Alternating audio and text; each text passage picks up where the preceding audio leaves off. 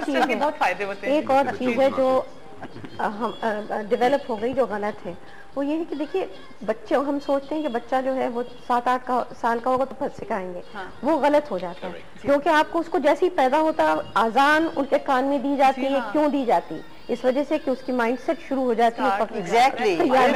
मगर इसमें दीदी मैं एक चीज कहूंगी, आजकल आदत हो गई है कि बच्चा शरारत कर रहा है तो कहते हैं देखिए हमारा बच्चा कितना ज़हीन है। शरारत, शर और जहानत को बच्चे के दिमाग में कि शरीर बनना जहानत है, ये बिल्कुल गलत अंदाज है। नतीजा ये है कि बदतमीज बनना कामयाब है और आपने रुझान गलत पैदा कर दी।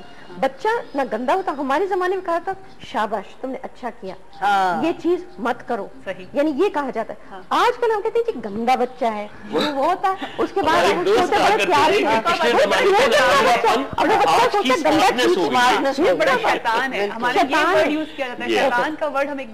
और उसको बहुत कामयाबी समझते हैं। तो नतीजा है आप रुझान बच्चे का गलत तरफ ले जा रहे हैं।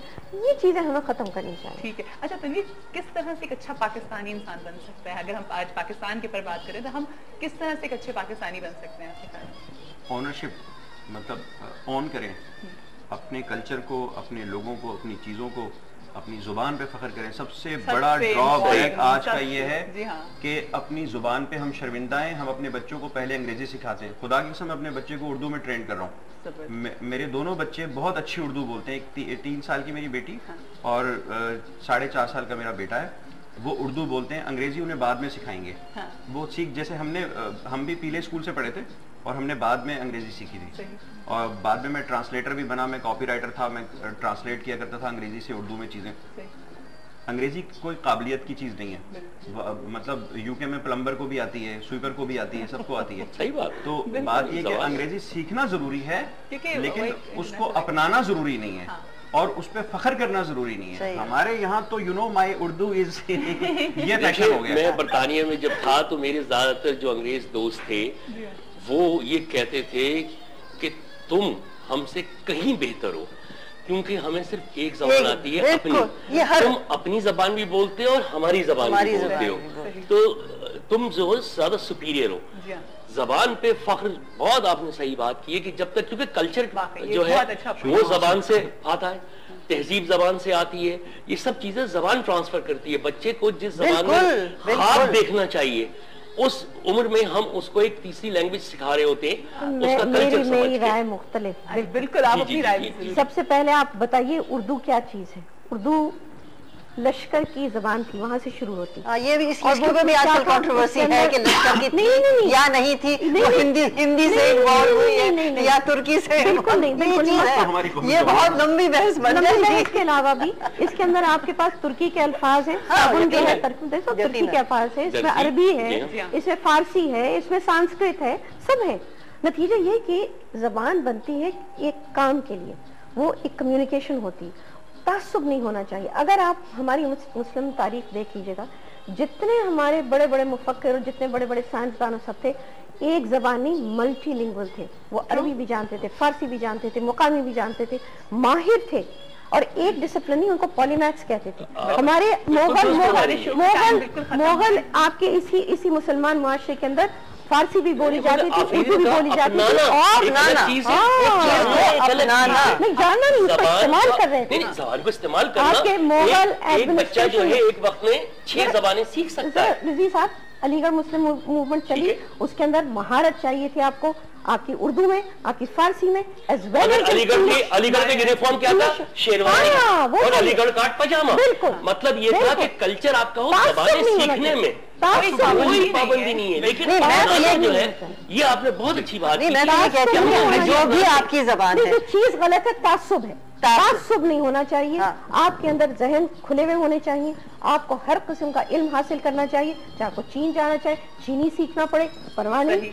रसूलुल्लाह ने यही कहा, आपका तासुब नहीं, तासुब की दीवार तोड़ना है। जी, आज हमने और आज 2 बातें वो जो सामने आई कि जी स्कूल की छुट्टियां खत्म आज के दिन नहीं होनी चाहिए और साथ साथ तमीज के ऊपर हमने जरा थोड़ा सा जोर देना चाहिए। और मेरे सीनियर्स मेरे साथ है, अगर कोई गलती हो गई तो प्लीज। सबसे बड़ी बात है बेटा कि पाकिस्तान को ओन करने की बात है, क्योंकि ये पूरा प्रोग्राम जो हमने इतनी देर से हम लोग कर रहे हैं, बातें हम लोग कर रहे हैं, किस नतीजे पर हम ये पहुंचे कि हम लोगों ने अपने मुल्क को जिस दिन ओन करना शुरू कर दिया, उस दिन इस मुल्क की तरक्की का पहला कदम हो। बस बहुत अच्छी बात है। जाते जाते आप भी कोई एक मैसेज अपने व्यूअर्स को, अपने फैंस को जरूर दीजिए। अंजुम साहब आप भी सब एक एक मैसेज देके। मैं ये कहूंगी हकीकत पसंदी से काम लें।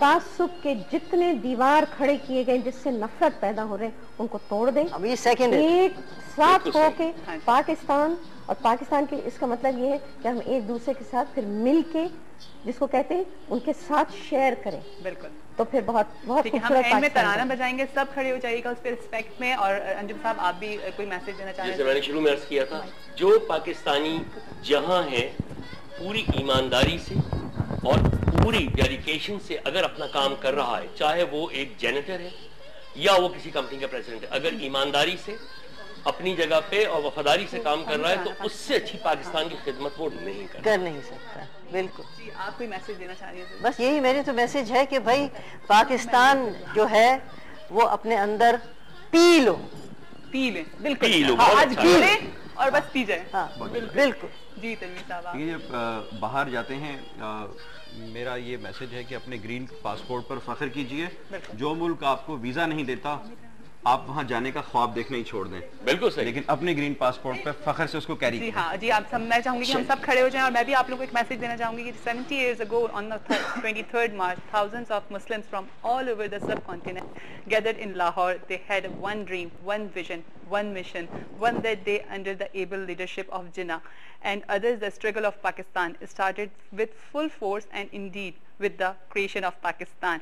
Wish you a very very happy 23rd March। और मुझे पूरी उम्मीद है कि आज के दिन हमने जो बातें की, हमने जिन चीज़ों को सोचा, हम सब ने मिलके अल्लाह करेगा कि इंशाल्लाह जहां हमारे लूप्स हैं, जहां पे हमारी गलतियां, हम छोटों की जहां पे गलतियां, हम उनको कोशिश करेंगे कि उनको सही करें। जहां हमारे बड़ों की गलतियां हैं, वो भी आज के दिन इस चीज़ को, इस सोच को निकालें, इस सोच से आगे बढ़ें कि हमने उनको सही करना है और हमने एक ट्रू पाकिस्तान लेकर आना है, जिसका ख्वाब कायद-ए-आज़म मोहम्मद अली जिन्ना ने देखा था, सोचा था कि ऐसा पाकिस्तान होगा जिसमें हम हैं, हम समझ रहे हैं अपने पाकिस्तान को, हम ओन करते हैं अपने मुल्क को और हम बहुत प्राउड फील करते हैं कि हम पाकिस्तानी। और एक और बात जाते जाते जरूर कहूंगी, कायद-ए-आज़म मोहम्मद अली जिन्ना की एक बात पे जरूर गौर करिएगा कि काम काम और सिर्फ काम, जब भी हम आगे बढ़ सकते हैं, वरना फिर हम पीछे रह जाएंगे। और हमने पीछे नहीं रहना है, हमने इसी तरह से आगे बढ़ते रहना है। ऑस्कर अवार्ड जीतना है, वर्ल्ड कप जीतना है, बहुत सारे कप्स अभी हमारे साथ होंगे। हम इंशाल्लाह इसी तरह से अपने मैदान को जीतते जाएंगे। अभी कौमी तराना चलेगा, जरूर आप लोग खड़े होइएगा ताकि हम इसकी रिस्पेक्ट में, इसकी इज्जत में, इसको एहतराम में, इसको अपने शो को वाइंड अप करें। अपना बहुत सारा ख्याल रखिएगा। पाकिस्तान जिंदाबाद।